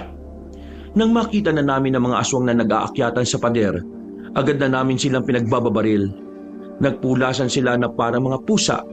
Ang bibilis nilang magsitalon at magsiilag. Pero hindi kami tumigil. 2 sa kasama namin ang may karanasan na sa mga barilan, kaya hindi nagtagal, natamaan na rin namin ang ilan sa kanila. Bala! Ang bala ninyo! Gigil na gigil ako sa mga aswang na to eh. Dahil sa inyo, nasuspindi ako mga animal kayo. Pa, sa gilid mo oh. Meron sa gilid. Huwag niyo akong intindihin. Intindihin niyo mga sarili ninyo. Oo nga, huwag niyo kaming intindihin. Sanay kami sa ganito. Hindi kami gaya niyo. Lampa! Lampa pala ah. Eh kung iputok ko to sa'yo. Focus! Pambihirang mga tao to ha. Niratrat namin ang niratrat ang mga aswang hanggang sa mapansin namin na paunti na sila ng paunti. Ang iba'y nagsisimula na rin umalis. Noong mga sandaling yon, tumaas ang moral namin. Kakaiba sa pakiramdam na merong napapatay na aswang. Pero nagtaka kami nang makarinig kami ng mga sigaw mula sa loob ng mansyon. Nang tumingin kami roon, nakita na lang namin ang babae na hawak-hawak na si Bimbo. Iyak nang iyak ang kapatid namin. Nung una, naguguluhan pa ako sa nangyayari. Pero nang makita ko ang mahaba niyang kuko at ang mga namumulan niyang mga mata, doon ko napagtanto na hindi siya tao. Sige, kayo. Pahamak tong batang to. Papa, tulungan niyo po ko. Alimaw po ang babaeng to, nakakatakot po siya. Huwag ka maingay. Dudukutin ko yung mga mata mo. Huwag mong idamay ang anak ko. Kapag sinaktan mo si Bimbo, pasasabugin ko yung utok mo. Ano kailangan mo? Sabihin mo, pera? Bibigyan ka namin. Para, hindi niyo ba talaga naiintindihan? Ang kailangan ko, itong batang ito. Kailangan ko siyang madala kay Pinuno dahil yun ang kanyang utos. Si Nomer ba ang pinuno ninyo? Buti naman at alam mo, akala ko magtatanga-tangahan ka pa eh. Subukan mo saktan ng kapatid namin. Hindi ako magdadalawang isip na iputok to sa'yo. Salita na parang kaya mong mawala ang kapatid mong to. Dahil sa oras na may marinig akong kahit na anong putok, patayin ko to sa harapan ninyo. Huwag mong gawin yan. Huwag mo siyang sasaktan. Ano bang kailangan mo? Kagaya nga ng sinabi ko kanina, kailangan ko ang batang ito. Kaya padaanin niyo ako ng mapayapa. Walang kikilos na masama dahil mamamatay talaga ito. Ibaba niyo mga baril ninyo. Ano kami? Tanga? Sundin na lang natin ang sinasabi niya. Mapapahamak ang kapatid ninyo kapag nagmatigas tayo. Mabuti naman at marunong pala kayong umintindi. Wala na kaming nagawa. Binaba namin ang mga baril namin. Hinayaan namin siyang makalabas kasama ang mga kapatid ko. Bago umalis ang babae, nag-iwan pa ito ng kataga kay Papa. Kung gusto mong mabawi ang anak mo, magpunta ka sa dati niyong tagpuan. Wala kang isasama. Kapag meron kang isinama, hindi magdadalawang isip si Pinuno na to dasin anak mo. Dalin mo rin ang punyal. Yun ang pinakamahalaga sa lahat. Ha! Agad na tumakbo at lumundag ang babae palis. Hindi ko na maiwasang mapamura at magwala ng mga sandaling yon. Pinagsisisipa ko ang lahat ng makita ko. Gigil na gigil pero wala akong magawa. Kahit sipahin mo pa ang lahat na nandiyan sa gilid, wala ka na magagawa. Natangay na ng aswang ng batang yun. Manahimik ka nga.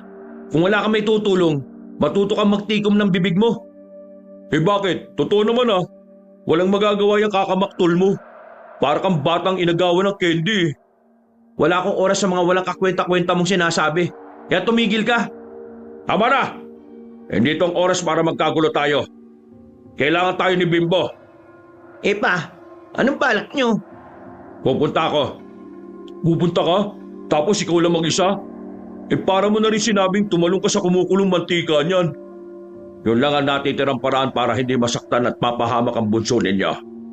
At gagawin ko yan. Bakit ba handa kang isugal ang buhay mo sa hindi mo naman kadugo? Ampun mo lang naman. Tarantado ka rin pala no? Hindi ko na napigilan ng sarili ko, Kabanong.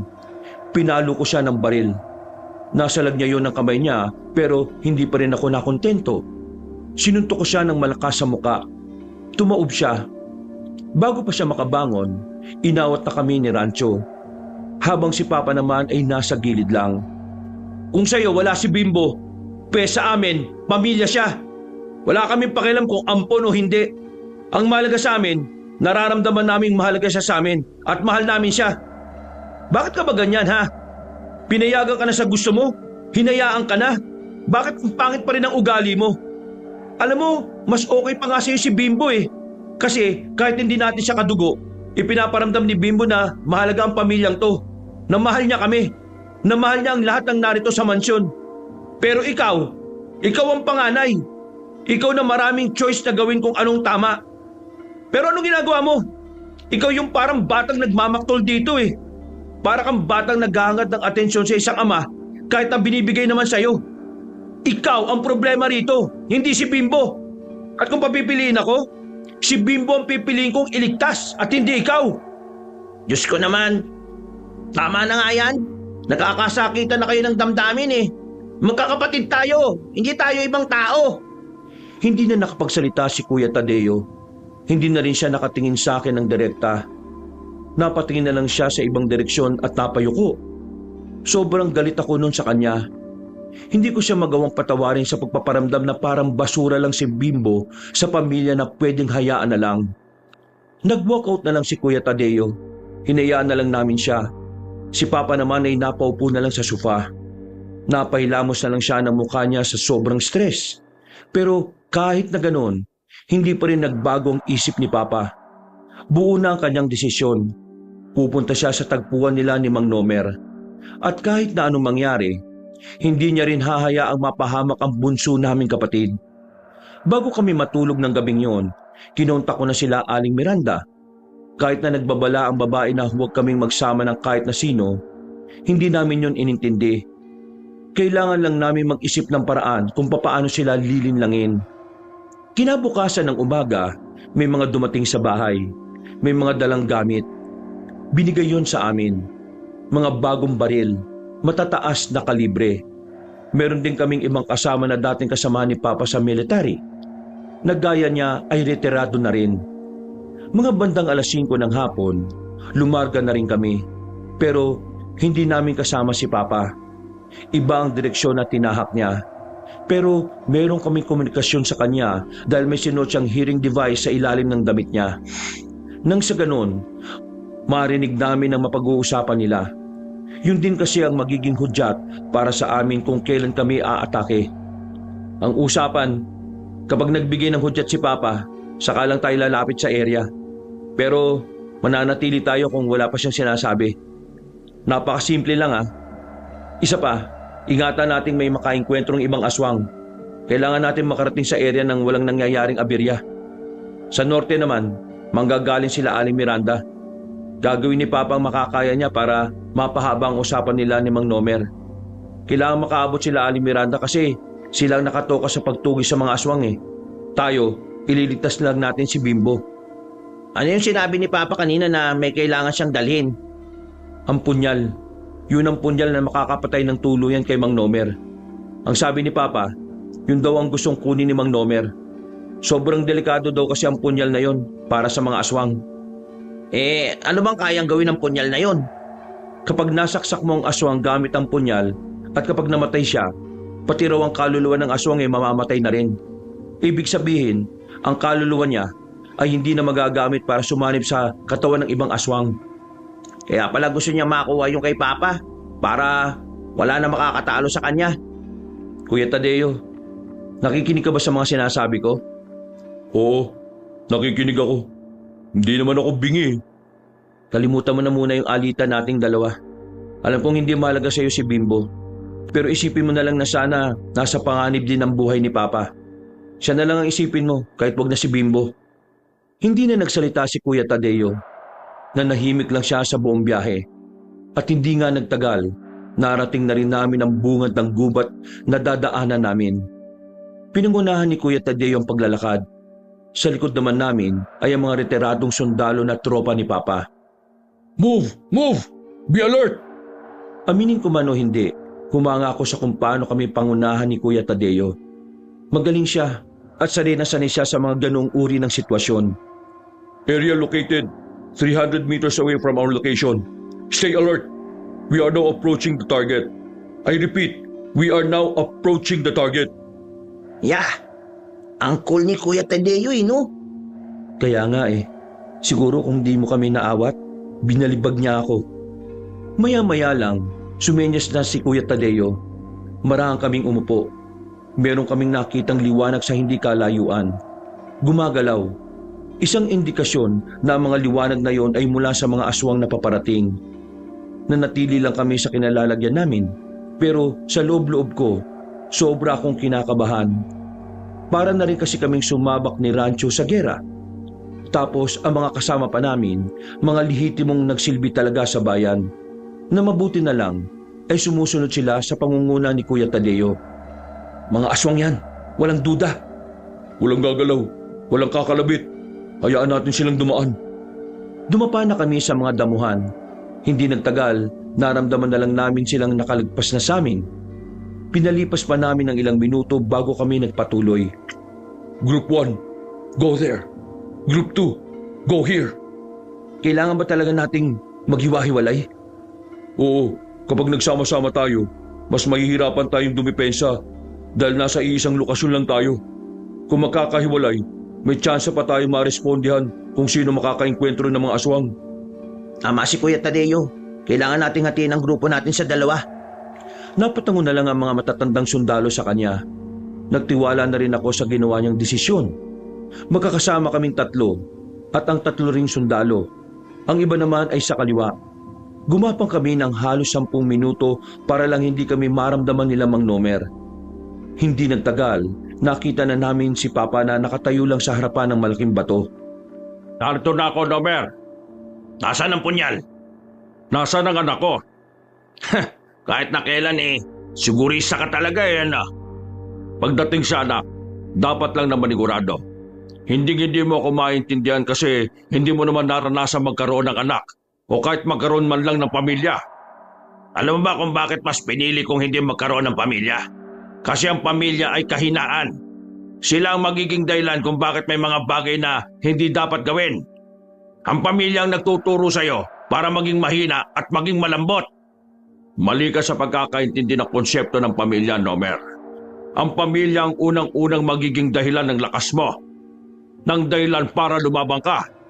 Kapag may pamilya ka, meron kang matinding pagnanais na ipaglaban sila sa lahat ng bagay. Ang pamilya, hindi sila kahinaan. Sila ang kalakasan ng kahit na sinong tao. Pero, bakit ko nga ba ito'y pinapaliwanag sa'yo? Hindi mo naman ako maintindihan dahil hindi ka naman tao. Hindi ko kailangan ng dahilan o paghuhugutan para maging malakas. Sapat na sa akin ang mga layunin ko para gawin ang lahat na makakaya ko. Ngayon, Arturo, pinili mong makialam. Pinili mong humarang sa mga plano ko. Kaya wala akong magagawa. Isasama kita sa mga dapat kong iligpit. Nasa akin pa ang punyal. Baka lang nakakalimutan mo. Kaya kung gusto mo makasiguro na walang makakapatay sa'yo, ibigay mo na ang anak ko at ibibigay ko ang punyal na ito. Romina, ilabas mo na ang anak nito at nang matapos na ang usapang ito. Masusunod, mahal na pinuno. Sandaling umalis ang babae, dinukot mula sa kadiliman ng kapatid naming si Bimbo. Nakabusal ang bibig nito. Nakatali rin ang kamay. Ibibigay ko ang anak mo. Ibigay mo muna ang punyal. Nomer naman, para mo namang sinabi na hindi kita kilala niyan. At wala ka na palang tiwala ngayon sa akin, kaibigan? Kung nasa katinuan pa ang pag-iisip mo, dapat una pa lang, alam mo na yan. Kaya sige na, akin na muna ang anak ko. Ibibigay ko ang punyal. Para mo namang sinasabi na hindi mo talaga ako kilala. Tingin mo papayag akong ako ang maunang magbigay? Mag-isip ka, Nomer. Tingin mo ba kapag nauna kong nakuha si Bimbo makakatakas pa kami rito? Kung ganun bakit ka pa rin nagpunta kung alam mong hindi ka makakalabas ng buhay dito kahit ibigay ko ang anak mo? Dahil gano'n ang isang ama. Isang bagay na hindi mo maiintindihan kahit na kailan, Nomer.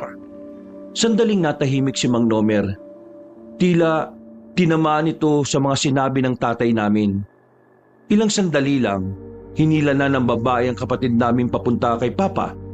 Padabog niya itinulak si Bimbo. Mabuti na lang at nasalo ito ng tatay namin kaya hindi nasubsob. Ngayon, ibigay mo sa akin ang punyal.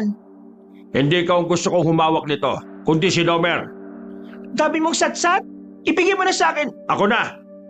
Lumapit si Mang Nomer kay Papa. Agad namang inabot ni Papa ang punyal. Lumapad ang ngiti ni Mang Nomer. Ramdam na ramdam namin ang kasiyahan niya noong mga sandaling yon. Kaya naman, maya-maya lang, narinig na namin si Papa na nagbigay na sa amin ng hudyat. Wala na kaming sinayang na pagkakataon. Dali-dali kaming lumabas at pinagbababaril namin sila. Dumapa naman si Papa at si Bimbo, habang kami ay umaabante habang pinapaulanan sila ng bala. Walang iya ka, Arturo! Hindi ka tumupad sa usapan! Hindi lang ikaw ang marunong sumira sa usapan. Ako rin!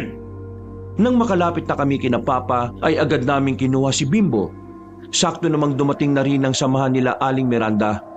Kinugulat yun ni Mang Nomer.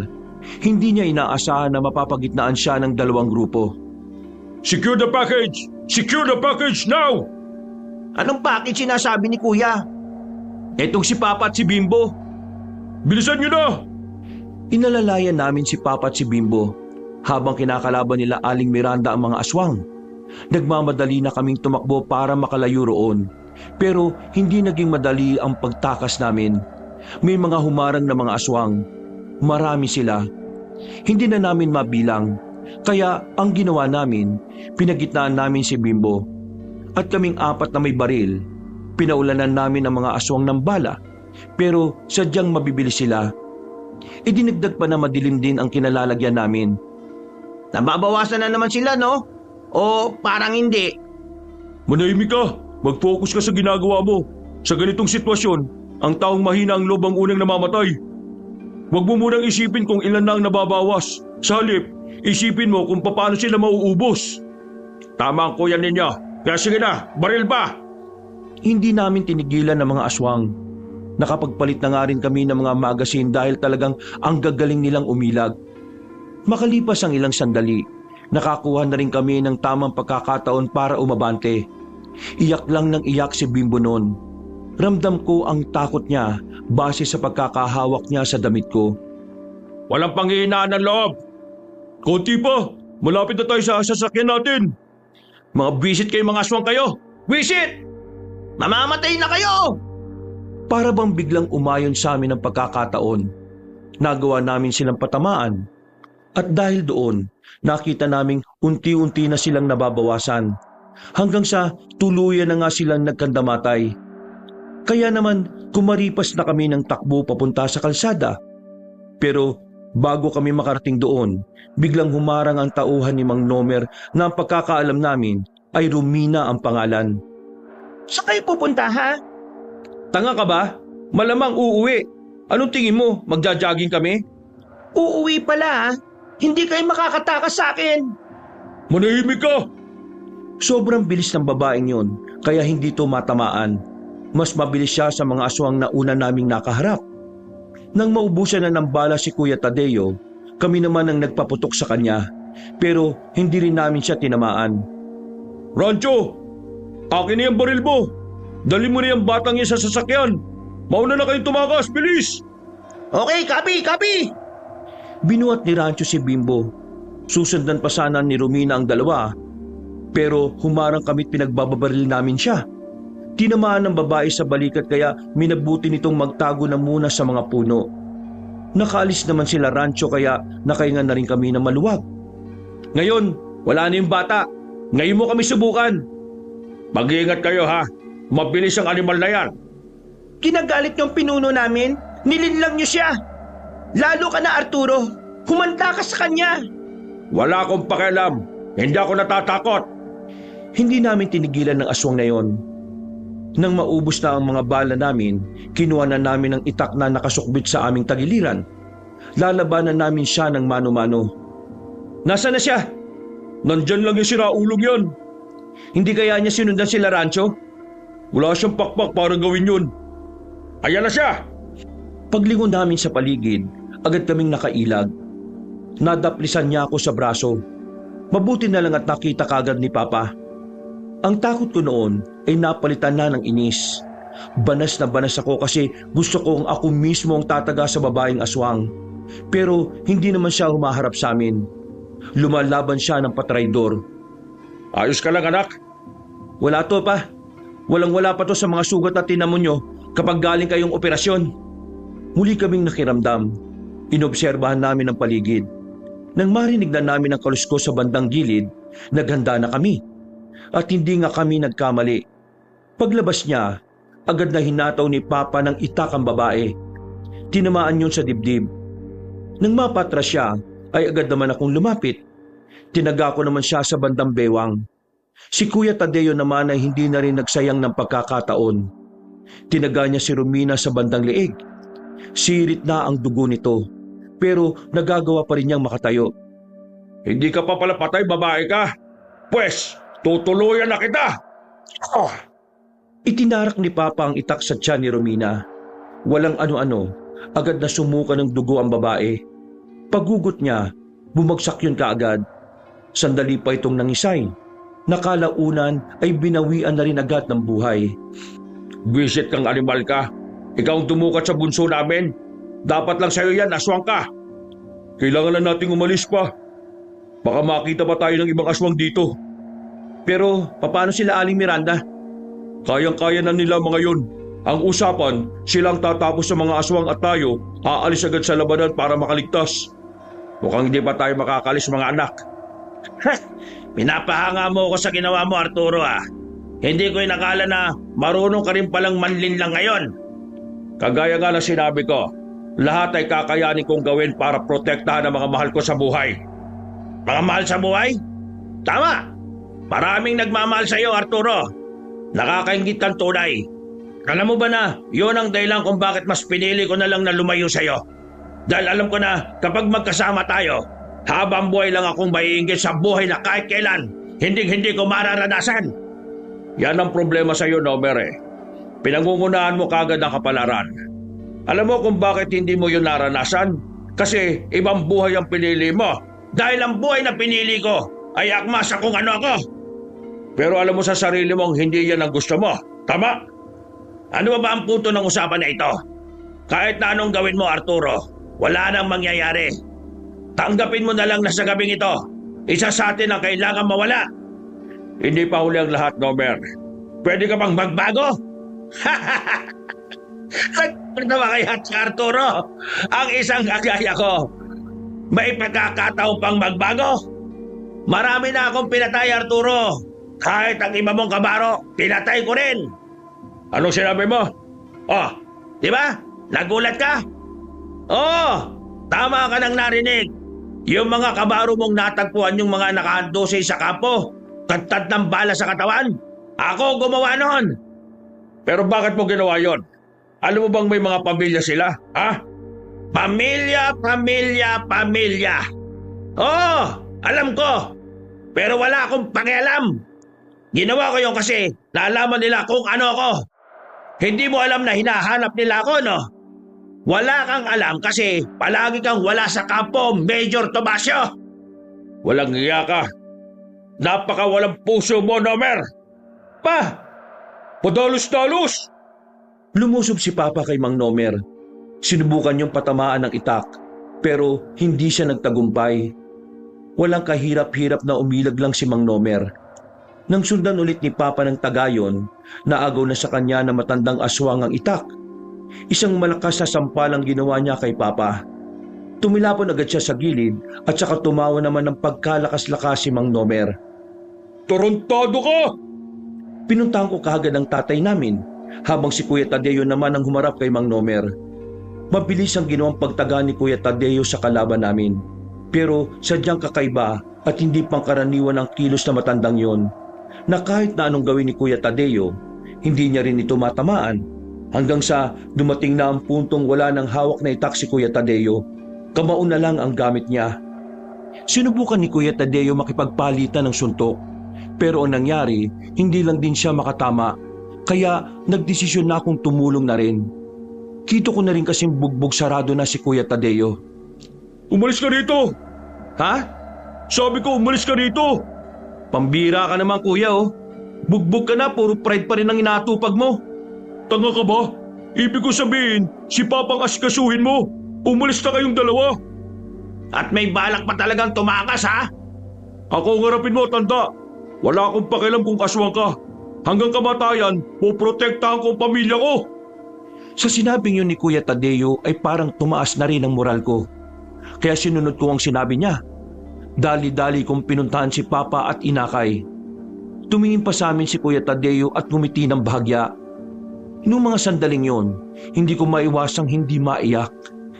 Kahit na madalas kami magtalo at muntikan pa nga magkasuntukan, mahalaga pa rin siya sa akin. At sa pinakita niya, masasabi kong mahal na mahal din niya ang pamilyang kinabibilangan niya. Si Tadeo, paano ang kapatid mo? Siya ang nagsabi na umalis na tayo pa. Hindi niya kakayanin si Nomer. Pero yun ang sinabi niya eh. Yun ang order niya sa atin. Akay-akay ko lang si Papa noon habang naglalakad kami sa gilid ng daan. Hindi pa rin kasi siya makapaglakad ng maayos dahil tumama ang balakang niya. 3 minuto pa lang yata ang nakalilipas, nagulat ako nang biglang lumitaw si Mang Nomer sa daraanan namin. Nanlalaki ang mga mata namin ni Papa. Ang una naming naisip ay baka pinatay na rin niya si Kuya Tadeo. Walang iya ka! Anong ginawa mo sa anak ko? Arturo, tapusin na natin tong dalawa. Tapusin na natin kung ano man ang ugnayan na meron tayo. At kung ano man ang pagkakaibigan na nasimulan natin. Isa lang sa atin ang pwedeng mabuhay. At isa lang din ang mamamatay. Tumigil ka! Hindi ko hayaang lumaban na mag-isang tatay ko. Kung yan ang gusto mo, bata, edi pagbibigyan kita. Bagito ka pa lang. Magbabayad ka! Wilson! Hindi ko na narinig ang sinabi ni Papa. Ang tanging naririnig ko lang ay ang sinisigaw ng puso ko na kailangan kong paslangin ang nilalang na yon. Na kailangan kong protektahan ng ama ko at ipagiganti si Kuya Tadeo. Sa unang taga ko, nahawakan niya ang kamay ko, pero hindi ako nagpatinag. Tinusok ko ang mata niya gamit ang daliri ko. At dahil sa ginawa ko, ay agad naman niya akong binitiwan. Kinuha ko ang pagkakataong yon para hagupitin siya ng taga. Tinamaan ko siya. Agad na dumugo ang kaliwang tenga niya. At dahil sa ginawa ko, parang nagliyab na siya sa galit. Ang lakas ng loob mong idampi sa akin ang kalawangin na itak na yan. Walang iya ka. Labas ka. Mas pumangit ang itsura ni Mang Nomer ng mga sandaling yon. Parang handang-handa na niya akong patayin. Mabilis siyang lumapit sa akin. Hindi ko na nga yun namalayan.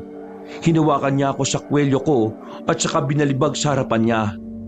Naramdaman ko agad ang pagtama ng likod ko sa sementadong lapag. Bida-bida ka ba? Sige, ikaw ang uunahin ko. Arturo, panoorin mo kung paano ko pahirapan ang anak. Ako kalabanin mo. Sinubukan ni Papa na lumaban, pero bigo siyang magawa yon. Sa halip, nabalibag na naman siya ni Mang Nomer. Tumilapon na naman siya, pero pinilit na naman niyang bumangon. Hindi ako papayag na kunin mo rin ang buhay ng anak ko. Magbabayad ka! Lumapit ka, Arturo! Lumapit ka! Pa, wag na! Tumakas ka na! Ako nang bahala rito! Pinilit kong makabangon kahit sobrang sakit pa ng balakang at likod ko. Pero hindi ako pinakinggan ni Papa. Umatake pa rin siya kay Mang Nomer kahit na nadadapa-dapa siya. Nakita ko lang na hawak-hawak na siya sa liig ng matandang aswang. Mahina ka na, Arturo. Wala ka na magagawa. Isa pa, hindi to gera. Wala ka sa kampo ninyo. Wala ka na sa serbisyo. Hindi ka na sundalo. Isa ka na lang walang kwentang matanda na naghihintay na lang kung kailan mamamatay. At ang kamatayan na yon ay ngayon na. Kaya magpaalam ka na sa mahal mong anak. Wag! Ako na lang! Tumakbo ko palapit. Pero nakakadalawang hakbang pa lang ako ay nawalan na rin ako ng balanse. Gumagapang na lang ako noon. Pero maski paggapang ay hindi ko magawang bilisan. Bagito, magpaalam ka na sa pinakamamahal mong papa. Nomer, naalala mo ba sinabi mo sa akin noon? Anong pinagsasasabi mo? Huwag mo hayaan na makalapit ng matagal sa iyo ang kalaban. Dahil kapag malapit ang kalaban, mas mapanganib. Nakita ko na lang na merong dinukot na isa pang punyal si Papa sa kanyang likuran. Hindi siya nagsayang ng pagkakataon na itarak yun sa liig ni Mang Nomer. Agad naman itong nabitiwan si Papa. Kisit ka talaga, Arturo! Ibang punyal ang binigay ko sa iyo, Nomer. Nalin lang kita. Ang punyal na nasa leg mo ngayon ay ang punyal na kinuha pa natin noon sa isang albularyo. Ngayon, Nomer, sabihin mo sa akin, masakit ba na walang taong makakarinig ng pagpapaalam mo? Na ang makakarinig lang nito ay ang mga taong nagatid sa iyo sa kamatayan? Hindi ka pa rin nagbago. Mahusay ka pa rin talaga, Major Topacio. Wala nang hanggang sa muli, kaibigan. Hindi na tayo magkikita kahit nasa kabilang buhay. Dahil ako ay sa langit mapupunta, habang ikaw ay sa impyerno. Hindi na nakatugon pa si Mang Nomer.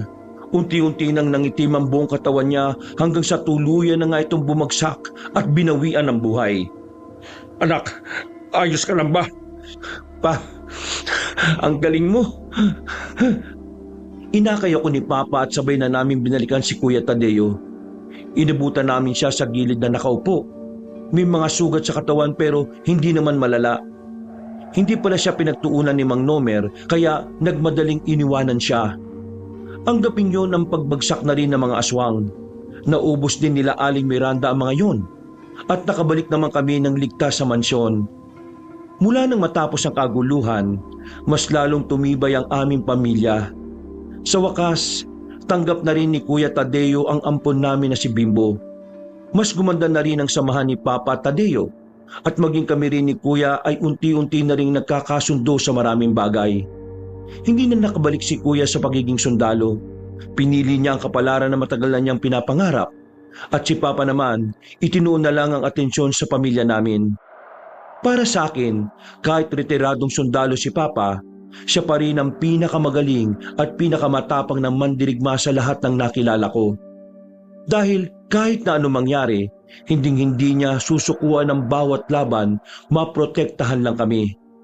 Hanggang dito na lamang po, Kabanong. Maraming salamat po sa inyong pagsubaybay sa aming kwento. Pinagpalang araw po sa inyong lahat. Wakas.